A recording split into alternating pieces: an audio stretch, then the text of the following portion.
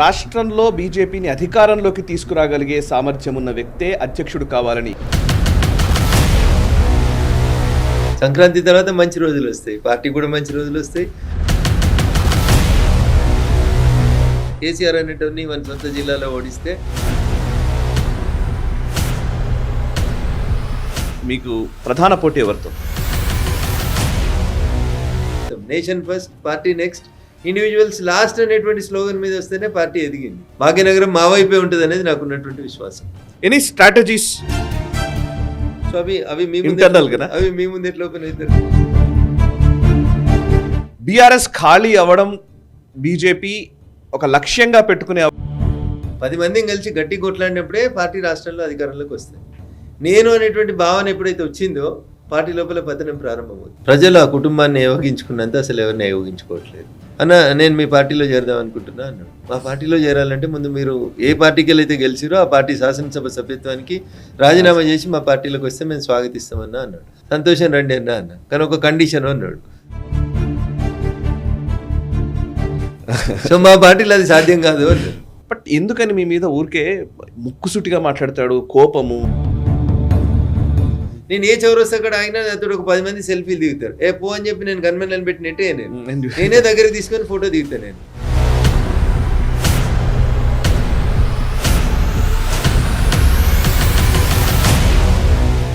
నమస్తే, welcome to Nationalist hub. 2025 ఆంగ్ల నూతన సంవత్సరం మొదలైంది.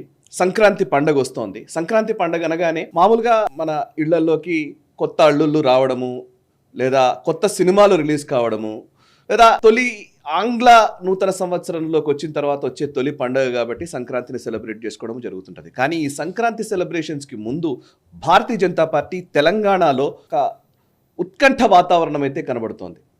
ఎందుకు అనంటే ఇంటికి కొత్త అల్లుళ్ళు వస్తారేమో కానీ ఇప్పుడు రాష్ట్రానికి కొత్త అధ్యక్షుడు రాబోతున్నారు అనే వార్తకు సంబంధించి విపరీతమైన చర్చ నడుస్తోంది. ముఖ్యంగా తెలంగాణలో పాత వాళ్ళు లేదా సంఘ్ బ్యాక్గ్రౌండ్ నుంచి వచ్చిన వాళ్ళనే అధ్యక్షుడిగా నియమించాలని ఒకవైపు, ఇంకోవైపు ఏమో లేదు రాష్ట్రంలో బీజేపీని అధికారంలోకి తీసుకురాగలిగే సామర్థ్యం ఉన్న వ్యక్తే అధ్యక్షుడు కావాలని ఇంకోవైపు, ఇట్లా రకరకాల చర్చలు నడుస్తున్న ఈ పర్మిటేషన్స్, కాంబినేషన్స్ మధ్య ఇప్పుడు నేను భారతీయ జనతా పార్టీ మెదక్ స్థానం నుంచి గెలిచినటువంటి వ్యక్తి, దుబ్బాక అసెంబ్లీ నియోజకవర్గం ఉప ఎన్నికల్లో గెలిచి బీజేపీ విజయానికి బాటలు వేసినటువంటి వ్యక్తి.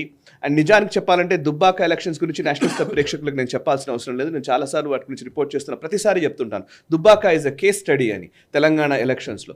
అట్లాంటి ఒక దుబ్బాక విజయాన్ని అందించినటువంటి వ్యక్తి, సుదీర్ఘ రాజకీయ అనుభవం కలిగినటువంటి వ్యక్తి, మా పాత్రికేయ కులానికి చెందినటువంటి వ్యక్తి శ్రీ రఘునందన్ రావు గారు ప్రస్తుతం నేషనలిస్ట్ హబ్ స్టూడియోలో ఉన్నారు. ఈ అధ్యక్ష ఎన్నికకు సంబంధించి వారితో డైరెక్ట్గా మాట్లాడి అసలు ఏం జరుగుతుందో తెలుసుకునే ప్రయత్నం చేద్దాం. నమస్కారం సార్. సార్, రఘునందన్ గారు, మీతో చాలా సంవత్సరాలకి నాకు పరిచయం ఉంది. చాలా సంవత్సరాల నుంచి రకరకాల పొజిషన్స్లో మీ హార్డ్ వర్క్ కనబడుతూనే ఉంది. రకరకాలుగా ముఖ్యంగా చెప్పాలంటే అప్పుడు దుబ్బాక ఎమ్మెల్యేగా 2014లో పోటీ చేశారు, 2018లో పోటీ చేశారు, తర్వాత మెదక్ ఎంపీగా పోటీ చేసి ఓడిపోయారు, తర్వాత దుబ్బాకలో 19లో పోటీ చేశారు, తర్వాత దుబ్బాకతోటి గెలిచారు, ఆ తర్వాత మళ్ళీ ఎంపీ అయ్యారు. రైట్, ఇప్పుడు MLA, MP, what next? So Bharatiya Janata పార్టీలో మీరు అన్నట్టు సంక్రాంతి వస్తే ఏదో వచ్చింది అన్నట్టు ఉండదు సాయి గారు. ప్రతి 3 సంవత్సరాలకు ఒకసారి బూత్ అధ్యక్షుని దగ్గర నుంచి మొదలుకుంటే బూత్ అధ్యక్షుడు, మండలాధ్యక్షుడు, జిల్లా అధ్యక్షుడు, రాష్ట్ర శాఖకు అధ్యక్షుడు, జాతీయ స్థాయి లోపల కూడా కొత్త అధ్యక్షులు వస్తారు. మీకు తెలిసి నడ్డా గారి టెన్యూర్ కూడా జనవరి 30 వరకు పార్టీ ఎక్స్టెండ్ చేసింది. ఎందుకు? ఈ స్థానిక సమరానికి, సంస్థాగత సమరానికి వెసులుబాటునిస్తూ జనవరి 30 వరకు వారిని పొడిగించినారు. మా పార్టీ సిద్ధాంతం మీకు తెలిసిందే, ఒక వ్యక్తికి ఒకే పదవి అనేటువంటి రీతిలో కొనసాగాల్సిన చోట ఎందుకు నడ్డా గారిని కంటిన్యూ చేస్తున్నారు, ఎందుకు కిషన్ రెడ్డి గారిని కంటిన్యూ చేస్తున్నారు అని కొంతమంది మాట్లాడతారు. సెప్టెంబర్లో ఈ సంస్థాగత ప్రక్రియను ప్రారంభించిన తర్వాత మెంబర్షిప్ డ్రైవ్, మెంబర్షిప్ తర్వాత క్రియాశీల సభ్యత్వాలు, తర్వాత బూత్ అధ్యక్షులు, తర్వాత మండలాధ్యక్షులు, తర్వాత జిల్లా అధ్యక్షులు, తర్వాత రాష్ట్ర అధ్యక్షులు, తర్వాత ఆల్ ఇండియా అధ్యక్షులు. వీటన్నిటి కూడా క్వాలిఫికేషన్ ఏం చూస్తారు? At least more than 50% of the booth కమిటీలు అయితే మండల కమిటీ వస్తుంది eligibility. More than 50% of the మండల కమిటీలు పూర్తి అయితేనే జిల్లా కమిటీ అవుతుంది. ఇదంతా సంస్థాగతంగా పూర్తవుతూ వచ్చిన తర్వాత సంక్రాంతి వచ్చింది. అంతేగాని మేము సంక్రాంతి కొత్త అధ్యక్షుని తీసుకురావాలని ఆలోచిస్తలేదు. ఇట్ ఈస్ ఏ ప్రాసెస్, మీకు తెలుసు అది. ఆ ప్రాసెస్లో భాగంగా ఈ మాసం లోపల మీకు చెప్తారు కదా, ఉత్తరాయణం దక్షిణాయనం అని, మంచి రోజులు పీడ రోజులు అని. సంక్రాంతి తర్వాత మంచి రోజులు వస్తాయి, పార్టీ కూడా మంచి రోజులు వస్తాయి, జాతీయ స్థాయిలో కూడా కొత్త అధ్యక్షుడు వస్తారు, రాష్ట్రాలకు కూడా కొత్త అధ్యక్షుడు. ఇంతకు ముందు అధ్యక్ష నియామకం వేరు, ఈసారి వేరు అనిపిస్తోంది. ఎందుకంటే ఇంతకు ముందంతా కూడా ఇంత చర్చ జరగలే. ఈసారి ఉన్నంత ఉత్కంఠ, ఈసారి ఉన్నంత చర్చ internally basically. Of course media పరంగా జరిగే చర్చ ఎప్పుడు ఉండేదే కానీ, బట్ ఇంటర్నల్లీ ఇంత సీరియస్నెస్ ఉందా ఇంతకు ముందు? అంటే పార్టీ అధికారంలోకి రావాలనేటువంటి ఆలోచనతోటి ముందుకు పోతున్నప్పుడు గత ఎన్నికలలోనే భారతీయ జనతా పార్టీ ఈ రాష్ట్రంలో అధికారంలోకి వస్తుందని ప్రజలందరూ విశ్వసిస్తున్న తరుణం లోపల 1-2 సంఘటనలు కొంత సమస్యని ఇంకొక వైపు తిప్పుకు తీసుకెళ్ళడం జరిగింది. కాబట్టి ఈసారి భారతీయ జనతా పార్టీ జాతీయ నాయకత్వం చాలా స్పష్టంగా ఆలోచిస్తున్నటువంటి అంశం, తెలంగాణలో ఎట్టి పరిస్థితులలో అసెంబ్లీ ఎన్నికలు ఎప్పుడు వచ్చినా అధికారంలోకి రావడమే ఇంపార్టెంట్. సో అధికారంలోకి తీసుకురావడానికి ఒక నాయకుడు, బలమైనటువంటి నాయకుడు, అన్ని రకాలుగా అందరినీ ఒప్పించగలిగేటోళ్ళు, మెప్పించగలిగేటోళ్ళు, ఎదుర్కొన్నటువంటి వ్యక్తులు ఎట్లాంటి వాళ్ళు, వాళ్ళకి ఎట్లాంటి జవాబు ఇవ్వాలనేటువంటి సమయం, సందర్భం అన్నింటినీ చూసి ఆలోచించి ఆచితూచి నిర్ణయం తీసుకోవాలి. కాబట్టి దాని మీద కొంచెం చర్చ ఇటు మీడియా పరంగా అటు పార్టీల అంతర్గతంగా కూడా కొంత ఎక్కువ జరుగుతుందని అనిపిస్తుంది. అండ్ రొటీన్ ప్రాసెస్లో ఇంతకుముందు ఎట్లా జరిగిందో ఈసారి కూడా అట్లే జరుగుతుంది. బట్ థింగ్స్ చేంజ్ ఏంటంటే నెక్స్ట్ టైం అధికారంలోకి వస్తామనేటువంటి విశ్వాసంతో కార్యకర్తలు ఉన్నారు. కాబట్టి వచ్చే నాయకుడు నడిపించే రీతి లోపల ఉండాలనేది కార్యకర్తల ఆకాంక్ష. నాకు గుర్తుంది 2018-19 టైంలో, 19లోనే అనుకుంటా కదా, అప్పుడు అధ్యక్ష మార్పు జరిగే సమయంలో మీరు కూడా బలంగా ప్రయత్నం చేశారు. అప్పుడు కూడా నాకు గుర్తుంది బాగా, మనం మాట్లాడుకున్నాం, ఇంటర్వ్యూలో మాట్లాడినట్టున్నాం. గారి నుంచి అధ్యక్ష పదవి మార్పిడి జరిగి సంజయ్ గారు వచ్చే టైంలో కూడా మీరు బాగానే అప్పుడు కూడా అధ్యక్షుని కావాలనుకుంటున్నానని అన్నారు. సరే, అప్పుడు జరిగింది ఏందో మీకు గుర్తుంది సాయి గారు? అంటే ఎవరైనా ఒక ప్రజాప్రతినిధి, ఎమ్మెల్యే లేదా ఎంపీని అధ్యక్ష పదవిలో కూర్చోబెట్టి పార్టీని కొంచెం ముందుకు నడిపిస్తే బాగుంటుంది అనేటువంటి ఒక ఆలోచనతోటి అప్పుడు సంజయ్ గారు కరీంనగర్ ఎంపీ గెలిచి ఉన్నారు. కాబట్టి అవకాశాలు వారి వైపే మొగ్గు చూపినట్టు కనబడుతుంది. ఓకే, ఇప్పుడు ఇంకొంచెం మెరుగ్గా ఉంది పార్టీ. 8 మంది ఎమ్మెల్యేలు, 8 మంది ఎంపీలు, ఒక శాసన మండలి సభ్యులు, ఒక రాజ్యసభ సభ్యుడితోటి పార్టీ ఎదిగింది. పార్టీ కార్యకర్తల ఆశలు, ఆలోచనలు కూడా ఎదిగినాయి. వారి ఆశలు, ఆలోచనల్ని ఫుల్ఫిల్ చేయడానికి this is the right time. దాదాపు మీరు భారతీయ జనతా పార్టీ 2 ఎంపీలు గెలిచిందని ఎగతాళి చేసిన రోజు కూడా ఒక ఎంపీ ఉత్తర భారతదేశంలో గెలిస్తే ఒక ఎంపీ అప్పటి ఉమ్మడి ఆంధ్రప్రదేశ్, ప్రస్తుత తెలంగాణకు సంబంధించిన హన్మకొండ పార్లమెంట్ స్థానం గెలిచిన. సో అది గెలిచిన గుజరాత్లో భారతీయ జనతా పార్టీ ఇప్పటికి 7 సార్లు అధికారాన్ని నిలబెట్టుకోగలిగింది. తెలంగాణలో అధికారంలోకి రావడానికి కొంచెం ఇబ్బంది పడతా ఉంది. ఈ పరిస్థితులలో అన్ని కోణాల్లోంచి ఆలోచించి అన్ని రకాలుగా చర్చించిన తర్వాతనే కొత్త అధ్యక్ష నియామకం ఉంటుంది అనేది పార్టీ వర్గాల నుంచి వచ్చేటువంటి ఆలోచన, కార్యకర్తల నుంచి వస్తున్నటువంటి సమాచారం. ఓకే, 2014లో మీరు ఎమ్మెల్యేగా పోటీ చేసినప్పటి నుంచి ఇప్పటి వరకు భారతీయ జనతా పార్టీ వాయిస్ని చాలా బలంగా వినిపిస్తూ ఉన్నారు. నాకు అలాంటి అవకాశం ఇచ్చింది సంఘం కూడా. ఇప్పుడు సిఏఏ ఎన్ఆర్సీ సబ్జెక్ట్ వచ్చినప్పుడు సాయి గారు గుర్తుంది, బీయింగ్ ఎన్ అడ్వకేట్గా అన్ని మండల కేంద్రాల లోపల జరిగిన ప్రతి శిక్షణ శిబిరానికి 33 జిల్లాల్లో ఎంత విస్తృతంగా పర్యటించగలిగితే అంత విస్తృతంగా ప్రజ్ఞాభారతి బ్యానర్ మీద కానీ, సోషల్ ఆర్గనైజేషన్స్ పేరు మీద కానీ, బార్ అసోసియేషన్స్ పేరు మీద కానీ, ఎక్కడ మండల స్థాయికి పోవాలనుకున్నా, ఎక్కడ జిల్లా స్థాయికి పోవాలనుకున్నా, బీయింగ్ అన్ అడ్వకేట్గా నాకు కొంచెం అడ్వాంటేజ్ ఉండేది. అప్పుడు ఉన్నటువంటి అధ్యక్షులు లక్ష్మణ్ గారు నన్ను చాలా ఎంకరేజ్ చేసినారు. ప్రతి చోట సమావేశం సిఏఏ ఎన్ఆర్సీకి సంబంధించి జరిగినప్పుడు ఎక్కువ శాతం పార్టీ నా సేవల్ని ఆ రకంగా వాడుకుంది. నాకు కూడా కొంచెం బై ప్రొఫెషన్ నేను నా లైఫ్ కెరీర్ స్టార్ట్ చేసింది టీచింగ్ నుంచే కాబట్టి క్లాస్ చెప్పడం ఇంట్రెస్ట్ కాబట్టి శిక్షణ తరగతులకు ఎక్కువగా నన్ను వాడుకున్నారు. ఆ రకంగా రాష్ట్రమంతా తిరిగి అన్ని మండలాలు దాదాపు.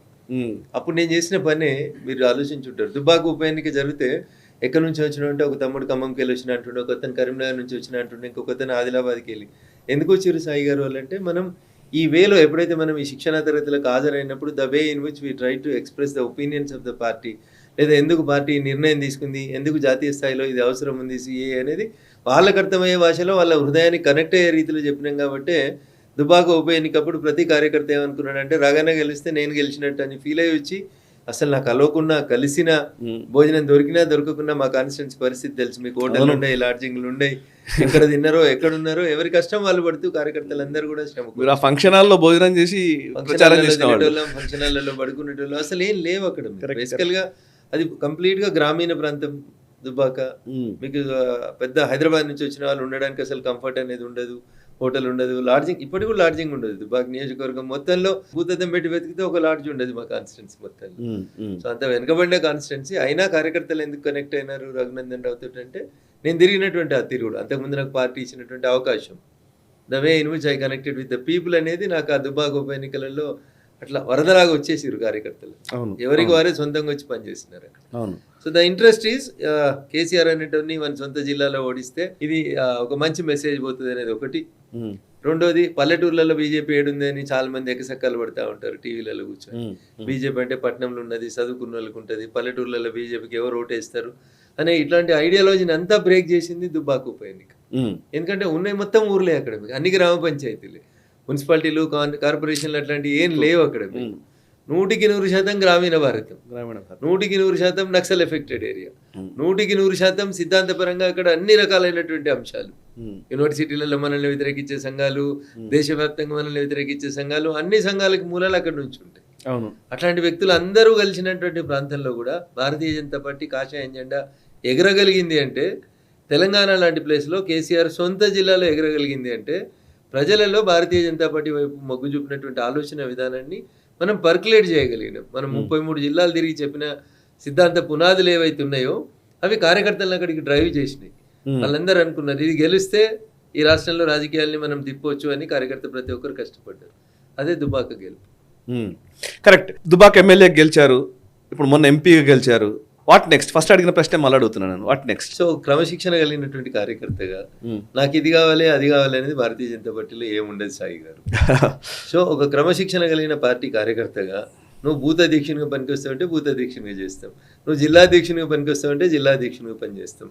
పార్టీ మనం చేస్తున్నటువంటి పనిని గుర్తించి సముచితంగా ఎవరిని ఎప్పుడు ఎక్కడ వాడుకోవాలి లేదా వారి సేవల్ని వినియోగించుకోవాలని అనుకుంటుందో అక్కడ ఖచ్చితంగా అప్రోప్రియేట్ ఆపర్చునిటీస్ దొరికే ఒకే ఒక పార్టీ. వితౌట్ ఎనీ బ్యాక్గ్రౌండ్ నేను ఎమ్మెల్యే అయినాను, మా ఇంట్లో ఎవరు సర్పంచ్ లేరు, ఎవరు వార్డు మెంబర్ లేరు, ఎట్లాంటి పొలిటికల్ బ్యాక్గ్రౌండ్ లేదు.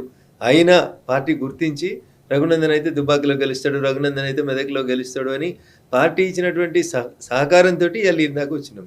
రేపు పార్టీ మన మీద విశ్వాసం ఉంచి ఇక్కడ పనిచేయరాగు అంటే ఖచ్చితంగా అక్కడ పనిచేస్తాం. పార్టీ ఇచ్చినటువంటి బాధ్యతలకు 100% న్యాయం చేస్తాం అనేటువంటి విశ్వాసం అయితే నాకుంది. ఓకే, మీరు ఇప్పుడు కిషన్ రెడ్డి గారు అధ్యక్ష మార్పు ఉండబోతోందని క్లియర్ చెప్పారు, వారే చెప్పారు. అటు సంజయ్ గారు మేము అసలు రేస్లోనే లేదంటున్నారు.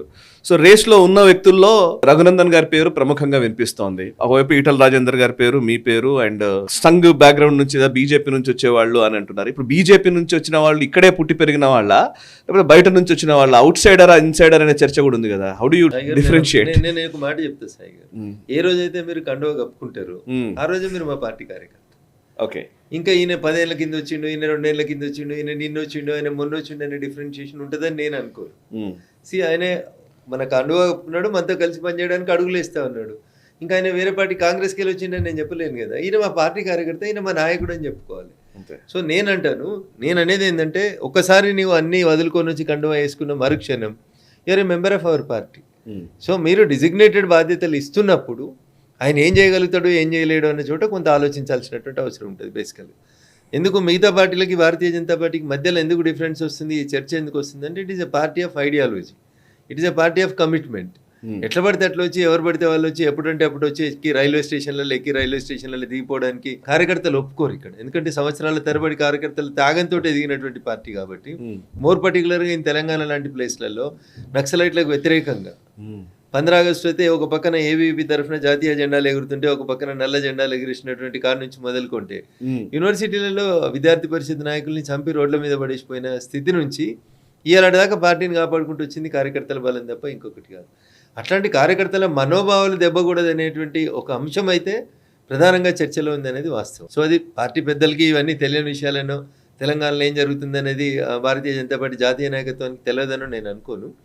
అందుకనే ఇంత సుదీర్ఘంగా చర్చ జరుగుతుంది. దానికి సెప్టెంబర్లో మొదలై ప్రాసెస్ జనవరి దాకా వచ్చేసరికి 3 నెలలు టైం ఉంది కాబట్టి రకరకాల వ్యక్తులు రకరకాల కోణాలలో దాన్ని విశ్లేషిస్తూ ఉన్నారు. దాన్ని కొంత మీడియా కూడా ఉత్తమిస్తుందని అనిపిస్తుంది. ప్రధానమైన మీకు ఇప్పుడు ఈ బాధ్యతలను తీసుకునే విషయంలో మీకు ప్రధాన పోటీ ఎవరితో? సార్, భారతీయ జనతా పార్టీలో మీకు ఇది కావాలా అది కావాలని పిలిచేవారు అడిగారు సార్. పార్టీ మీ సామర్థ్యం మీద విశ్వాసం కలిగినప్పుడు ఖచ్చితంగా మీకు ఇస్తే తప్ప పోటీ ఏముంటుంది సాయి గారు? అందులో లేదా పోటీ అసలు ఏమి ఉండదు అక్కడ. ఓకే, పోటీ ఏముంటుంది, మనుషులు అన్న తర్వాత కోరికలు ఉంటాయి, అంతవరకు అగ్రి అవుతాను నేను. విత్ ఇన్ ద 4 walls మీకేం కావాలని పార్టీ పిలిచైతే ఈ రోజాకి ఎవరిని అడిగిందని నాకు తెలియదు. అట్లా అడుగుతుంది అనేది మా పార్టీ సిస్టమ్ కూడా కాదు. పార్టీ 1, 2, 3, 4 అందరినీ పరిశీలిస్తా, అందరు ఎమ్మెల్యేల పేర్లు, అందరు ఎంపీల పేర్లు అన్ని వడబోసిన తర్వాత ఒక స్థాయికి వచ్చిన తర్వాత 1, 2, 3 అట్లా పేర్లు అనుకుని అందులోంచి ఇప్పుడున్నటువంటి పరిస్థితులలో ఇప్పుడున్నటువంటి ప్రభుత్వాన్ని ఎవరు నడుపుతున్నారు ఆయనను ఎవరు ఎదుర్కోగలుగుతారు, ఎవరు కౌంటర్ చేయగలుగుతారు, ఏ రకంగా చేస్తారు? గతంలో ఉన్న టీఆర్ఎస్ని ఇప్పుడు అధికారంలోకి వచ్చిన పార్టీ ఎట్లా కౌంటర్ చేసింది? నోరుతో కౌంటర్ చేసిందా, పైసలతో కౌంటర్ చేసిందా, ఎట్లా కౌంటర్ చేస్తూ వచ్చినారనేటువంటి అంశాలని కూడా హిస్టరీ కదా, గతం చూస్తేనే కదా భవిష్యత్తు ఎట్లుండాలనేది తెలిసేది. నేను ఇలానే ఉంటానండి, నేను చాలా సౌమ్యుని, ఎవరిని మాట అన్నాను అనండి అంటే ఈ రాష్ట్రంలో కుదిరేటట్టు లేదు కదా. The blood of people of Telangana is a revolutionary blood.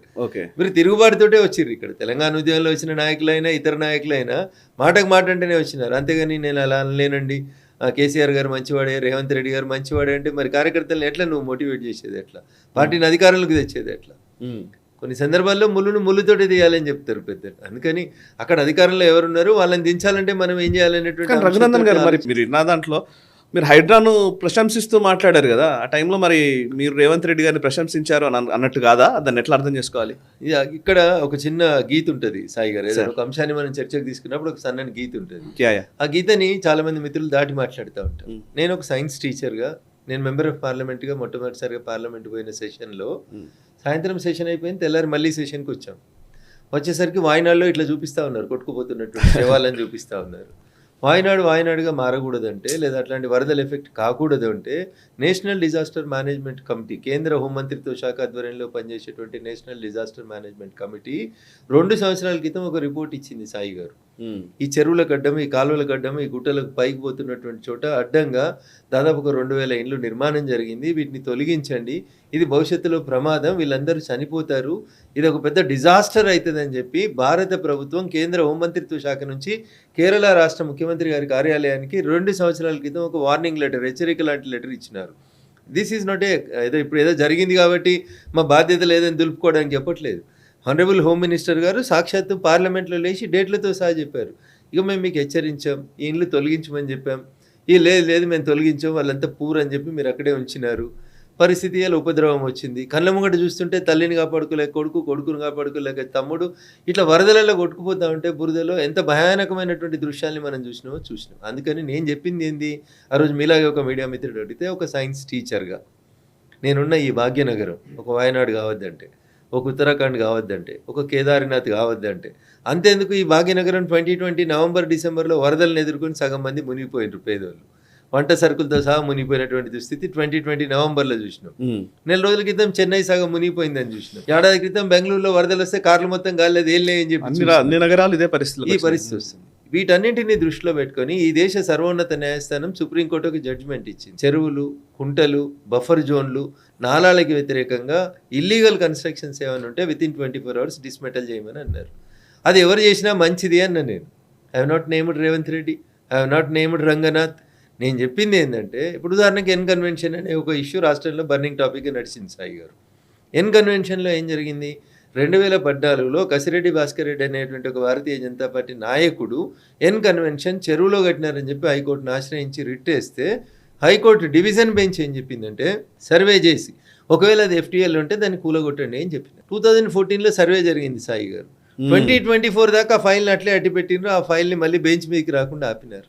ఇది అన్యాయం అని చెప్పి మళ్ళీ గోల స్టార్ట్ అయింది. హైడ్రా వచ్చినాక దాన్ని కూలగొట్టినారు. సో అప్పుడు నేనేమన్నా అంటే, ఆ హీరో ఒక్కొక్క ఫంక్షన్కి ₹1 కోటి తీసుకున్నారు కదా, ఆ డబ్బుల్ని తీసుకొచ్చి ఎవరైతే పేదోళ్ళు నిజంగా చెరువులు, ఎఫ్టీఎల్, బఫర్లు తెలియక ఇల్లు కట్టుకున్న వాళ్ళు, లేదా తెలిసి మున్సిపల్ అధికారులు పొరపాటునో కావాలనో డబ్బులు తీసుకొని పర్మిషన్ ఇచ్చిన పేదోళ్ళ ఇండ్లు మీరు తీసేస్తున్నప్పుడు వాళ్ళకి ఉపయోగకరంగా దాన్ని మార్చండి అని చెప్పినాను తప్ప, హైడ్రా మంచిది, రేవంత్ రెడ్డి ఇంద్రుడు, రంగనాథ్ చంద్రుడు అని నేను ఇక్కడ మాట్లాడలేదు. Okay, as a science teacher ecological imbalance జరగొద్దు అని చెప్పినాం.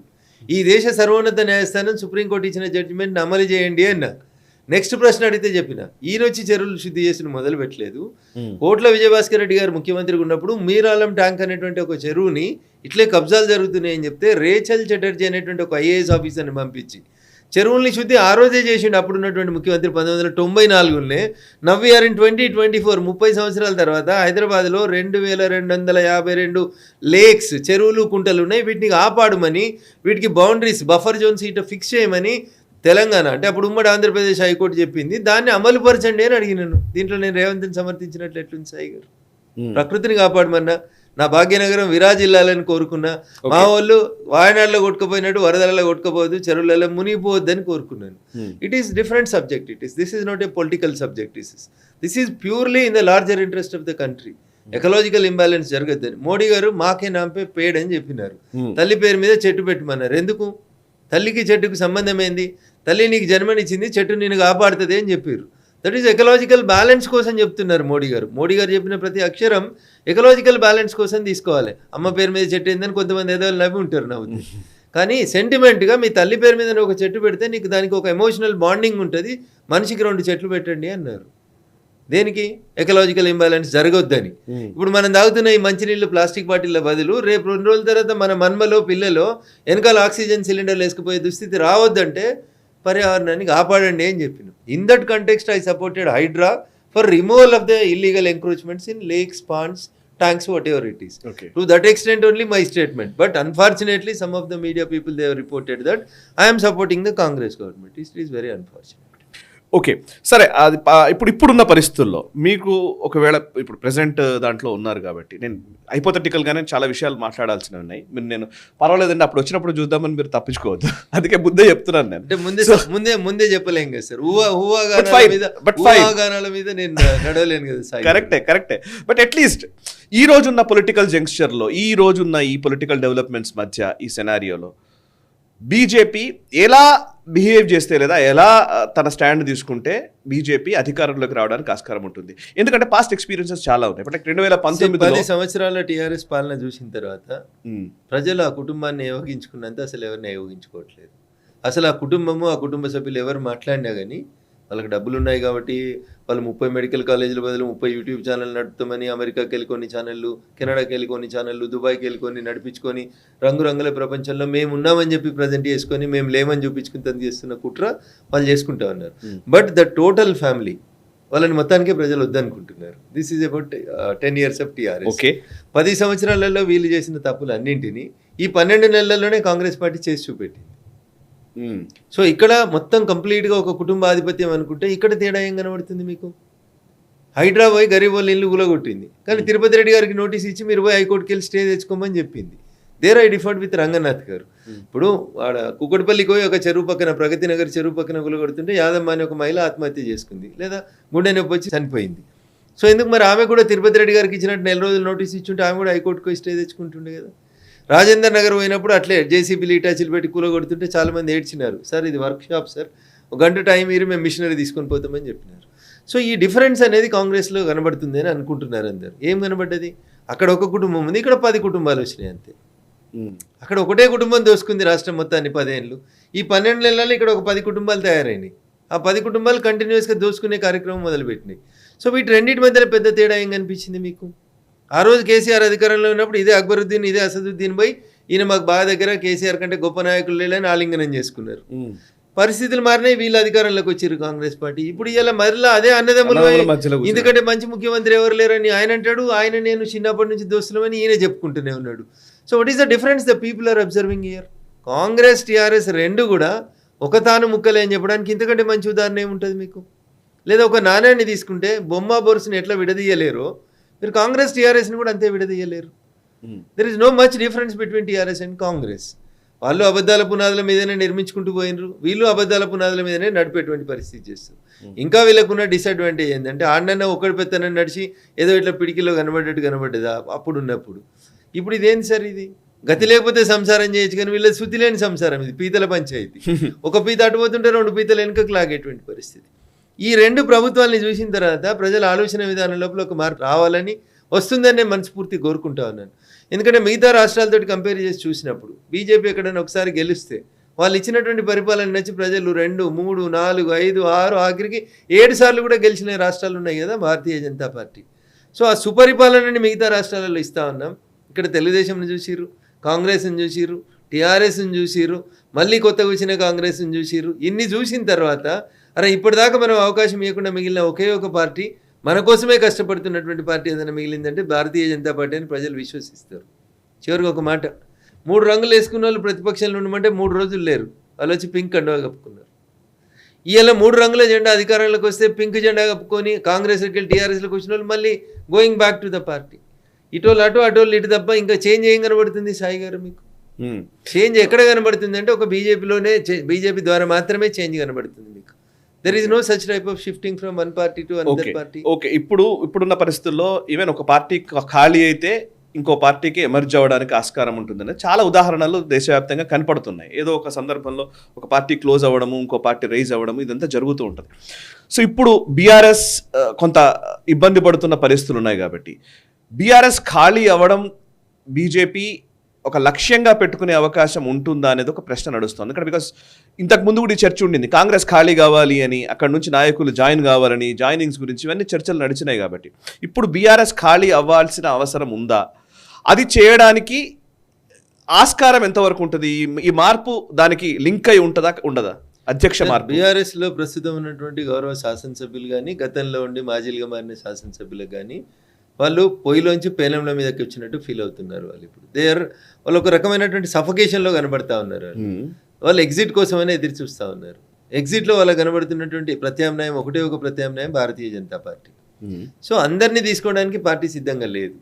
చాలా సందర్భాలలో చాలా మంది ఇప్పుడున్న ఎమ్మెల్యేలు కూడా మేము చేరుతాం మా కాంగ్రెస్ చాలా మంది ఉన్నారు. అట్లాంటి ఆలోచనలు ఉన్న వాళ్ళు చాలా మంది ఉన్నారు. మీతో ఎక్కువ మంది మాట్లాడతారు నన్ను అడిగితే. అంటే అదే పార్టీలోంచి వచ్చిన కొంతకాలం పనిచేసి వచ్చిన వాళ్ళం కాబట్టి ఆ పాత సంబంధాలలో కొంతమంది ఫోన్ చేస్తారు. ఇంకొక ఆయన అయితే మీరు ఆశ్చర్యపోతారు, పేరు చెప్పడం వారి గౌరవాన్ని దగ్గర నాకు ఇదే ఇష్టం కాదు. కానీ అన్న నేను మీ పార్టీలో చేరదాం అనుకుంటున్నా అన్నాడు. మా పార్టీలో చేరాలంటే ముందు మీరు ఏ పార్టీకి వెళ్ళైతే గెలిచిరో ఆ పార్టీ శాసనసభ సభ్యత్వానికి రాజీనామా చేసి మా పార్టీలోకి వస్తే మేము స్వాగతిస్తామన్నా అన్నాడు.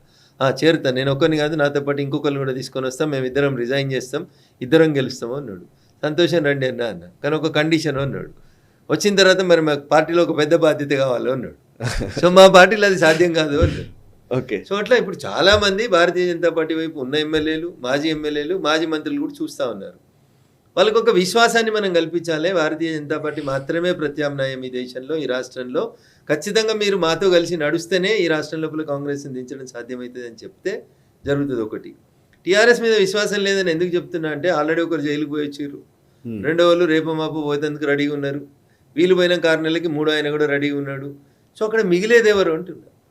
నాకు తెలిసినంత వరకు ఆ కుటుంబంలో ఎవరు మిగులుతారు అని నేను అనుకోను. ఎందుకంటే వాళ్ళు చేసిన అవినీతి ఆ బ్యాగ్ అంతా మోస్తున్నారు వాళ్ళు. కాబట్టి తవ్వినా కొద్దీ ఒకరి తర్వాత ఒకరు పోతూనే ఉంటారు. సో నాయకులందరూ జైలుకి పోయేసిన తర్వాత ఇంకా కార్యకర్తలలో విశ్వాసం ఎందుకు ఉంటుంది? ఉండదు. సో ఆల్రెడీ తెలంగాణ కోసం అనేక మంది భారతీయ జనతా పార్టీ, విద్యార్థి పరిషత్, ఆర్ఎస్ఎస్, సంఘ బ్యాక్గ్రౌండ్ ఉన్న అనేక మంది జై తెలంగాణ నినాదం కోసం టీఆర్ఎస్లో చేరినప్పుడు ఇప్పుడు వాళ్ళంతా మళ్ళీ సొంత పార్టీకి రావడానికి చాలా ఇష్టంగా ఉన్నారు. వాళ్ళ అడుగులన్నీ ఇటువైపు పడతా ఉన్నాయి. ఇవన్నీ అంశాలను తీసుకున్నప్పుడు వాళ్ళని ఖాళీ చేస్తామా వీళ్ళని ఖాళీ చేస్తామా అని కాదు. అట్లాంటి చాలా మంది చెప్పుకుంటారు. మా మెదక్లో ఒక అతను ఉండే శశిధర్ రెడ్డి గారు అని ఎక్స్ఎమ్మెల్యే గారు, ఆయన ఏబీవీ తరఫున ఆర్ట్స్ కాలేజ్కి ప్రెసిడెంట్ గానో లా కాలేజ్కి ప్రెసిడెంట్ గానో చేస్తున్నారు యూనివర్సిటీలో. ఎమ్మెల్యే ఎక్కడి నుంచి అంటే కాంగ్రెస్ పార్టీ నుంచి ఎమ్మెల్యే. సో అట్లా చాలా మంది మళ్ళీ బ్యాక్ రావడానికి భారతీయ జనతా పార్టీ మాత్రమే ఈ రాష్ట్రానికి శ్రీరామ రక్ష అని నేను చెప్తలేను. కాంగ్రెస్ ఎమ్మెల్యేలు కూడా చాలా మంది చెప్తారు, అన్న మీరు ఇంకొంచెం గట్టిగా పనిచేస్తే మేము అందరం వచ్చేస్తాం అనేటువంటి మూడ్లో ప్రస్తుతం రాష్ట్ర వాతావరణం ఉంది. నేను చెప్తున్నాను 10 సంవత్సరాల టీఆర్ఎస్ మీద ఎంత వ్యతిరేకత వచ్చిందో ఈ 12 నెలల్లో కాంగ్రెస్ రేవంత్ రెడ్డి గారి నాయకత్వంలో అంతే వ్యతిరేకతను మూటగట్టు. ఇప్పుడు వచ్చే అధ్యక్షుడికి మీరు ఎవరైతే వాళ్ళు సరే మీరైతే అనుకుందాం, ఒకవేళ మనం మాట్లాడుకుంటే అధ్యక్షుడికి మొదటి ఛాలెంజెస్ ఏంటి? మొదటి 6 నెలల సంవత్సరమా, జిహెచ్ఎంసీ రాబోతోంది, ఎలక్షన్సా, లేకపోతే ఇంకా ఆర్గనైజేషన్ డెవలప్మెంటా, ఏంటి ఛాలెంజెస్? ఇప్పుడు సెప్టెంబర్ నుంచి మేము చేస్తున్న పనే అందరూ బీజేపీ పనిచేస్తలేదు, ఎంపీ ఎన్నికలలో గెలిచిన తర్వాత కామ్ ఉందని చెప్తా ఉన్నారు వాళ్ళకి. కానీ మేము పునాదులు పటిష్టంగా చేసుకుంటూ వస్తా ఉన్నాం. మా బూత్ అధ్యక్షులు, శక్తి కేంద్రాల ఇన్ఛార్జీలు, మండలాధ్యక్షులు ఈ పునాది కరెక్ట్ అయిన తర్వాత ఒకసారి మేము ఫీల్డ్లోకి వచ్చేస్తే ప్రతి గ్రామం లోపల మేము ఒక పిలిపిస్తే జరిగేటువంటి కార్యక్రమాలు ఎట్లుంటాయి అనేది జనవరి తర్వాత వాళ్ళకి తెలుస్తుంది. వాళ్ళు ఏమనుకుంటున్నారు, పై మెరుగులను చూసి ఏదో ధర్నాలు చేసి రాస్తా రోకలు చూసి నేను ఇందాక చెప్పినట్టు 4 ఛానళ్ళని నడుపుకుంటూ మేమే కనబడుతున్నాం స్క్రీన్ మీద అని అనుకుంటున్నారు. సంస్థాగత నిర్మాణం అంతా పూర్తి అయిన తర్వాత నెక్స్ట్ ఏముంటుంది సాయి గారు, మాకు ప్రజా సమస్యల మీద పోరాటం తప్ప ఇంకొకటి ఉండదు. దుబ్బాక ఉప ఎన్నిక ముగిసిన తర్వాత మీకు గుర్తుంటుంది, November 10th, 2020 రిజల్ట్ వచ్చింది. రిజల్ట్ వచ్చిన తర్వాత ఫిబ్రవరిలో జరగాల్సినటువంటి జిహెచ్ఎంసీ ఎన్నికల్ని అప్పుడున్నటువంటి రాష్ట్ర ముఖ్యమంత్రి డిసెంబర్కు ప్రీపోన్ చేసిండు. డిసెంబర్ 7వ తారీఖు పెట్టిండు. November 10th మరి రిజల్ట్ వస్తాయి. ఎప్పుడన్నా 3 నెలలు ముందుకు ఎన్నికలు జరిపి మళ్ళీ వీళ్ళు ఓత ఎప్పుడు తీసుకుంటారు, జనవరిలో తీసుకుంటారని పెట్టిండు, జనవరిలో ఫిబ్రవరిలో తీసుకుంటారని పెట్టిండు. అంటే ఒక ఉప ఎన్నిక ఫలితం అప్పుడున్న ప్రభుత్వాన్ని ఎంత భయపెట్టించిందో మీకు గుర్తుంటుంది. ఇప్పుడు కాంగ్రెస్ పార్టీ రేపు గ్రాడ్యుయేట్స్ ఎమ్మెల్సీలోనో ఇంకా చాలా అంతకంటే ముందు చూసుకోబోతున్నారు. వాళ్ళ పరిస్థితి ఏంది, వాళ్ళు ఎట్లుంటారనేది తెలుస్తుంది. నాకున్న విశ్వాసం గ్రాడ్యుయేట్ ఎమ్మెల్సీలో ఈ రోజు దాకా ఉమ్మడి ఆంధ్రప్రదేశ్లో తీసుకున్నా, తెలంగాణలో తీసుకున్నా భారతీయ జనతా పార్టీ అభ్యర్థులే గెలుస్తూ వచ్చిండ్రు. గ్రాడ్యుయేట్స్ ఎప్పుడు కూడా ఎడ్యుకేటెడ్ ఎక్కువ శాతం 90% బీజేపీ తోటి ఉంటూ వచ్చారు. సో జిహెచ్ఎంసీ కంటే ముందు జరగబోయేటువంటి గ్రాడ్యుయేట్ ఎమ్మెల్సీ ఎన్నికలు కానీ ఇతరత్ర ఎమ్మెల్సీ ఎన్నికల్లో కానీ భారతీయ జనతా పార్టీ పెర్ఫార్మెన్స్ చూసిన తర్వాత భాగ్యనగరం మా వైపే ఉంటుంది అనేది నాకు ఉన్నటువంటి విశ్వాసం. సో ఫస్ట్ టాస్క్ జిహెచ్ఎంసీ డిసెంబర్లో ఉంటుంది. ఫస్ట్ యుద్ధం అది చేయాల్సి ఉంటుంది. సంస్థాగత నిర్మాణం పూర్తి అయింది కాబట్టి ఇంకా రాజకీయంగానే పోరాడాల్సి ఉంటుంది. So GHMC will be the first task. GHMC first first task. So election winnowing election ఎవరు వచ్చినా విన్నింగ్ ఎలక్షన్స్ రాజకీయాల్లో సాది గారు అల్టిమేట్ గా గెలిచినమా ఓడినమా అని అడుగుతారు. సో అంతకు మించి ఇంకా వేరేది ఏమి ఉండదు. కరెక్టే. ఎన్నికలే గీటురాయి ప్రజాస్వామ్య వ్యవస్థలో. మనం రాసుకున్నటువంటి బిఆర్ అంబేద్కర్ గారి రాజ్యాంగం ప్రకారం మనం ఫాలో అవుతున్న డెమోక్రసీలో ఎలక్షన్సే గీటురాయి ఉంటాయి. సంస్థాగత నిర్మాణం పూర్తయిన తర్వాత మేము నెక్స్ట్ చూడాల్సింది ప్రజాక్షేత్రంలో గెలవడమే కదా సాయి గారు. Okay, any strategies? సో అవి మీ ముందు ఎట్లా ఓపెన్ అవుతారు? సరే, okay, I know that answer తెలుసు. ఎవరైనా ఆన్ ఎయిర్ ఎట్లా చెప్తాం స్ట్రాటజీ ఏంది అనేది? ప్రత్యర్థులకు మేము ఇప్పుడే అవకాశం ఇవ్వలేం కదా. ఇది చేస్తాం అది చేస్తామంటే దాని కౌంటర్ ఆలోచన ఆల్రెడీ వస్తుంటది కదా పక్క నుంచి. ఓకే, సో యుద్ధంలోకి దిగిన తర్వాత ఎదురుగా గద వచ్చిందా కత్తి వచ్చిందా అనే దాన్ని బట్టి మనమేం ఆయుధం వాడాలని చూసుకోవాలి. కానీ నేను ముందే గద పట్టుకొని వస్తున్నా అని చెప్తే ఎదురుగా ఉన్నాడు AK-47 పట్టుకొని రెడీ అవుతాడు కదా Sai. Certain things we cannot disclose. Whoever is the president. అయితే ఒక పాయింట్ ఉంది ఇందులో. 2019 తర్వాత మీరు దుబాక్ ఎలక్షన్స్, ఆ వెంటనే జిహెచ్ఎంసీ, ఆ తర్వాత హుజూరాబాదు, తర్వాత రకరకాలుగా 2023 ఆల్మోస్ట్ మీకు ఆ కర్ణాటక ఎలక్షన్స్ అయిపోయేంత వరకు బీజేపీ వర్సెస్ బీఆర్ఎస్ అన్నట్టుగానే ఉండింది వాతావరణం. బట్ 6 నెలల లోపల మొత్తంగా మారిపోయింది. అధికారం కాంగ్రెస్ పార్టీ కైవసం చేసుకుంది. బీజేపీ మళ్ళీ 3rd పొజిషన్కి వెళ్ళిపోవాల్సిన పరిస్థితి వచ్చింది. సో అంటే sustenance of the election results, లేకపోతే ఈ సస్టైనెన్స్ అనేది చాలా ఇంపార్టెంట్. 5 సంవత్సరాల సస్టైన్స్ ఇప్పుడు 2025 అంటే 28 డిసెంబర్ వరకు సస్టైన్ చేయడానికి 3 సంవత్సరాలే ఉంటుంది కదా సాయి గారు. అదే 3 సంవత్సరాలు. అప్పుడు కూడా అంతే 2019. సో 1-6 అడుగులు తడబడడం వల్ల పోయినసారి కొన్ని దెబ్బలు తాకినాయి సార్. సో వాటి నుంచి ఖచ్చితంగా అందరం నేర్చుకున్నాం. ఎక్కడ పొరపాటు జరిగింది, ఎవరి పొరపాటు వల్ల ఎక్కడ నష్టపోయింది పార్టీ అనేది దాదాపు అందరికీ అర్థమైంది. కాబట్టి ఈసారి అట్లాంటి పొరపాట్లు చేయకుండానే అందరం కలిసి ఖచ్చితంగా ప్రత్యర్థి మీద కంటిన్యూ చేస్తాం. ఈ దాడి ఏదైతే 25 ఫిబ్రవరిలోనో మార్చిలోనో లేదా జనవరిలోనో కొత్త అధ్యక్షుడు అయిన తర్వాత మొదలయ్యేటువంటి ఈ ఒరవడిని చివరి దాకా పార్టీని అధికారంలోకి తీసుకొచ్చేదాకా తీసుకుంటాం. Okay, mode of any leader who is working in BJP కమలం గుర్తుకు వెళ్ళాలనేటువంటి కోరికతోటి పనిచేస్తే రాష్ట్రంలో అధికారంలోకి వస్తుంది. పక్కన ఒడిశా చూస్తే it is the best example Sai గారు. అవును, నిజమే. నేను ముఖ్యమంత్రి కావాలి అనేటువంటి పంచాయతీని పక్కన పెట్టి నా గుర్తు గెలవాలి, నా పార్టీ గెలవాలి అనేటువంటి అంబిషన్ మీ లోపల లేకపోతే ఎట్లా గెలుస్తుంది పార్టీ?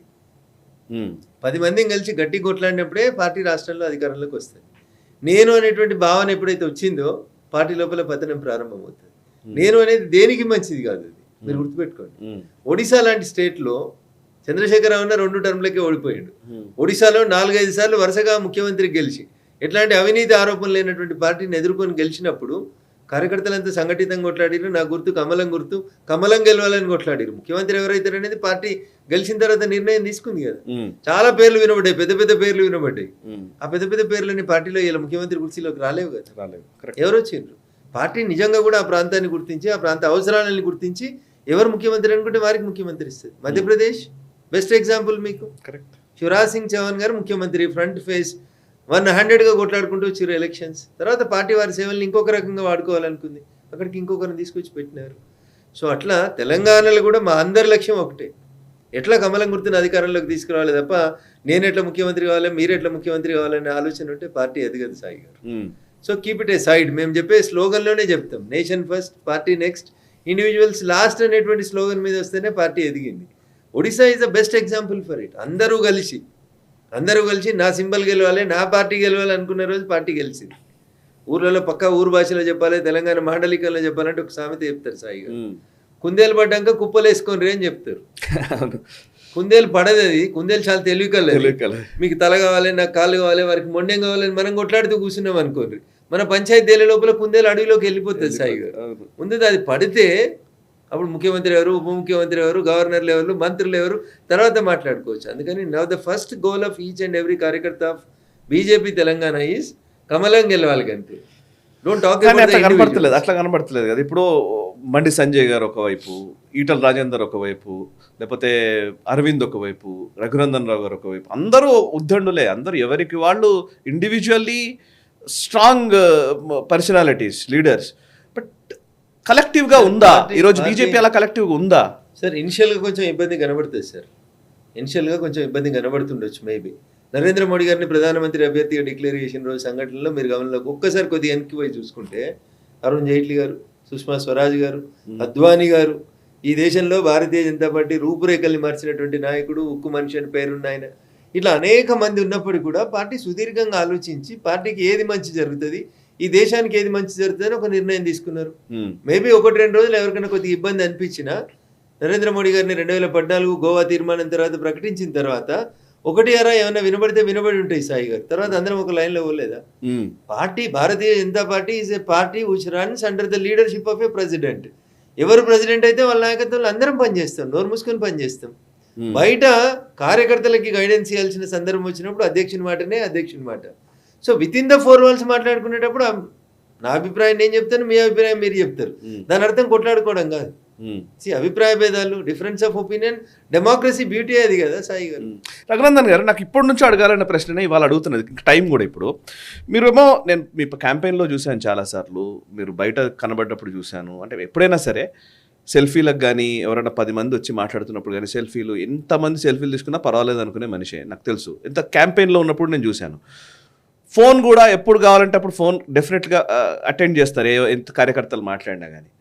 బట్ ఎందుకని మీ మీద ఊరికే ముక్కుసూటిగా మాట్లాడతాడు, కోపము ఆయనకు ఎక్కువ బాగా, అంటే కొంచెం ఎందుకో ఆయనతో మాట్లాడాలంటే కొంచెం ఆచితూచి మాట్లాడాలనే ఒక బెరుకు, ఇట్లాంటి వాతావరణం ఎందుకు క్రియేట్ అయింది? దాన్ని ఎట్లా అధిగమిస్తారు? ఎందుకంటే because now it is time. I think నేనేమంటున్నా, నాకు కల్మషం ఉండదు, ఉన్నది ఉన్నట్టే మాట్లాడితే నేను. కరెక్టే. దానివల్ల కొంతమందికి నచ్చకపోవచ్చు ఉన్నది ఉన్నట్టు మాట్లాడడం వల్ల. కానీ నేను మనసులో ఒకటి పెట్టుకొని బయటకు ఒకటి చేయాల్సినటువంటి అవసరం లేదు. సో నిజం నిదానంగా బయటకు వస్తుంది అనేది కొంచెం ఇది చేస్తూ ఉంటాను. నేను చాలా ఓపెన్గా ఉంటాను అనేది మా కార్యకర్తలకు అర్థమైంది కాబట్టి. ఎక్కడైతే కోపం ఉంటుందో సాయి గారు, అక్కడే ప్రేమ ఉంటుంది. ఎవరైతే మిమ్మల్ని గట్టిగా అనగలుగుతారో వారికి మీ మీద స్వతంత్రం ఉన్నట్టే కదా. నేను మిమ్మల్ని కోపంగా మాట్లాడలేనంటే నాకు మీతో స్వతంత్రం లేదన్నట్టు. ఓకేనా? ఎక్కడ కోపం ఉంటుందో అక్కడే ప్రేమ ఉంటుంది. బేసికల్గా మీరు అర్థం చేసుకోవాల్సింది అది. కరెక్ట్. పెట్టేటోడే తిడతాడు కానీ పెట్టనోడే ఎందుకు తిడతాడు సార్? వాడు పెట్టిండు 4 సార్లు నీకు అన్నం పెట్టిండు, నీకు ఆపద వచ్చినప్పుడు నిలబడ్డాడు కాబట్టి అంటే ఒక మాట అంటాడు. నా తమ్ముని నేను అనలేనా? మా అమ్మ రోజు అన్నం పెడుతుంది, నాకు ఎప్పుడైనా కోపం వస్తే అన్నం బాగాలేదని అక్కడ పెట్టేసి పోతాం కదా. So you don't have right when you are not committed. Correct. మీరు కమిటెడ్గా ఉన్నప్పుడు మీకు రైట్ ఉంటుంది, స్వతంత్రం వస్తుంది. నాకు సాయికి 4 సార్లు కలిసి భోజనం చేసో కలిసి ట్రావెల్ చేసేటువంటి అవకాశం వస్తే నేను సాయి గారిని అనొచ్చు, సాయి గారు నన్ను ఒక మాట అనొచ్చు. అది ఎప్పుడు వస్తుంది? ఆ బంధం ఉంటే వస్తుంది. నాకు ఆ బంధం ఉంది అనుకుంటాను. నేను పొద్దున 6 గంటలకు లేస్తే రాత్రి 12 దాకా నేను కార్యకర్తలతో ఉంటే, ఇప్పుడు మీరే అన్నారు నేను ఏ చౌరస్తా అక్కడ ఆగినా నాతో ఒక 10 మంది సెల్ఫీలు దిగుతారు. పో అని చెప్పి నేను గన్మెన్లను పెట్టి నెట్టే నేనే దగ్గరికి తీసుకొని ఫోటో దిగుతాను నేను. దానివల్ల నాయకుడు కార్యకర్తకి భరోసా ఇచ్చినట్టు అవుతాడు. కొన్నిసార్లు నేను మనిషినే, ఉప్పు కారం తింటాను కాబట్టి కొన్నిసార్లు ఎప్పుడైనా ఎందుకంటున్నారంటే మీ కెరియర్లోనే ఇవన్నీ ఇబ్బందులు కాలేదా మీకు?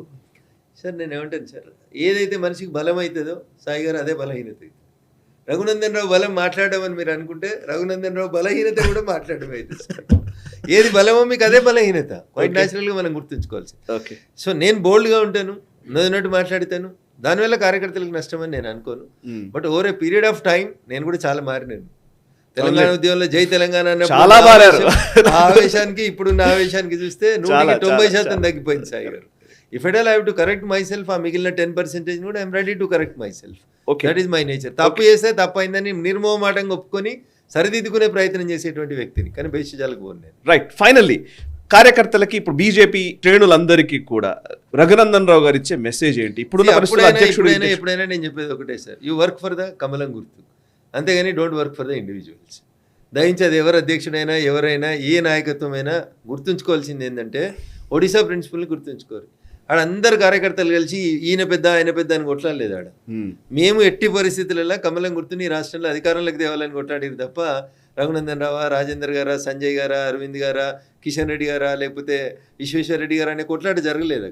అది జరగడం అనేది పార్టీకి మంచిది కాదు. ఈ వీడియో, ఇప్పుడు నేషనల్ స్టాప్ వీడియో, ఈ ఇంటర్వ్యూ ఖచ్చితంగా అందరూ నాయకులు చూస్తారు. బీజేపీలో ఉన్న ప్రతి నాయకుడు 100% చూస్తాడు, నాకు తెలుసు. ఎందుకంటే వాళ్ళకి ఇప్పుడు ఒకవేళ ఈ టైంలో అధ్యక్షుడు అవి ఇవి నడుస్తున్నాయి, this is internal fight, not external fight. ఇది పార్టీకి సరే, వాట్ ఎవర్ సార్, కాంపిటీషన్ అనేది నాకు కావాలని నేను అడుగుతున్నాను, మీకు కావాలని మీరు అడుగుతారు, ఇంకొకరు తనకు కావాలి. So what is your message to your colleagues? Me colleagues అంటారా, మీ నాయకులు అంటారా? నేను ఒకటే చెప్తా ఉన్నాను సార్, అడగడంలో తప్పు ఉందని నేను అనుకోను. మ్మ్. కానీ పార్టీ డిక్లేర్ చేసిన తర్వాత పార్టీ Correct. ఒకరిని అధ్యక్షుడని అనౌన్స్ చేసిన తర్వాత అది ఎవరినైనా Okay. నేను మళ్ళీ చెప్తా ఉన్నాను, ఓకే ఎవరికి ఏ బాధ్యతలు ఇచ్చినా మనందరి అల్టిమేట్ గోల్ ఉండాల్సింది ఒకటి కమలం గుర్తుని ఈ రాష్ట్రంలో అధికారంలోకి ఎందుకు తేలేకపోతా ఉన్నాం, ఎక్కడ పొరపాటు జరిగినాయి వాటి మీద ఆత్మవిమర్శ చేసుకొని వచ్చిన నాయకులు ఎవరు వస్తే వాళ్ళకి అందరం సహకరించాలి sir.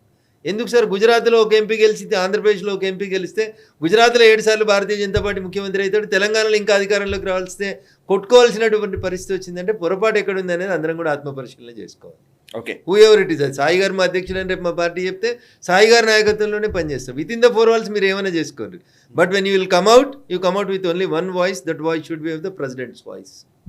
Very nice Raghunandan Rao గారు, all the best, all the best, all the thank you best. Sai గారు. సో అది రఘునందన్ రావు గారితో స్పెషల్ డిస్కషన్. చాలా బోల్డ్గా మాట్లాడే రఘునందన్ రావు గారు ఇంకాస్త బాధ్యతాయుతమైన పొజిషన్లోకి వెళతారా లేదా, మీ అభిప్రాయాలు కూడా చెప్పండి. రఘునందన్ గారితో డిస్కషన్స్ ఎప్పుడు కూడా కొంచెం ఫాస్ట్గా ఉంటాయి.